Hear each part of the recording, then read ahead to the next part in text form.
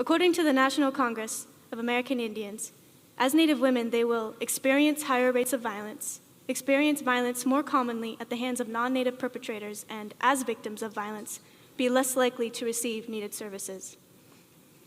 Specifically, the data tells us what no one wants to hear.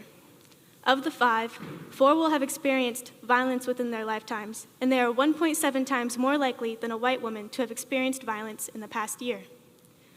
More than half will have experienced sexual violence within their lifetimes, and they will face murder rates more than 10 times the national average in some counties.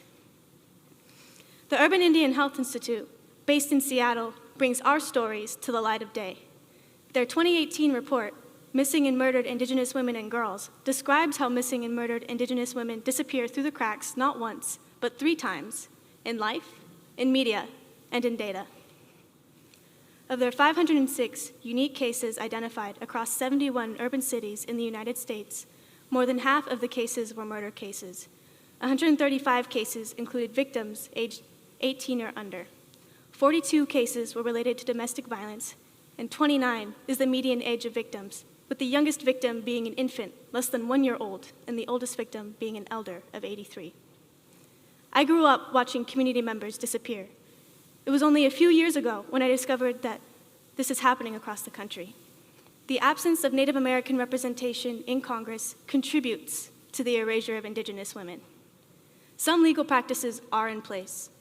The Special Domestic Violence Criminal Jurisdiction allows for the prosecution of non-Native offenders by tribal associations if the crime included domestic violence, dating violence, or criminal violation of protection orders.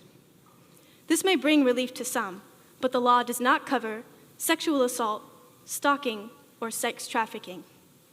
This means that Native American women who live in urban areas and experience sexual assault are not protected by these amendments. A suspect cannot be convicted unless the victim is Native, the offense occurred on tribal lands, and if the tribe can provide a defendant and diverse jury for the trial. 71% of Native people live in urban settings. Who is protecting them?